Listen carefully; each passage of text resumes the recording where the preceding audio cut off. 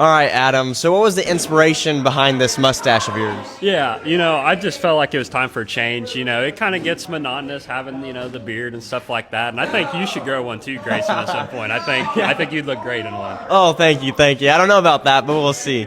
So, you're speaking tonight. Yeah. So, what are you most excited for? Yeah, for sure. I'm just excited. I grew up in kind of a youth group and stuff like that, and I just want to be able to share God's word and hopefully inspire some of the kids, in it too. So That's awesome. That's awesome. hey, Griffin, if there's anywhere in the world you go, where would it be? I think it'd be Australia, honestly.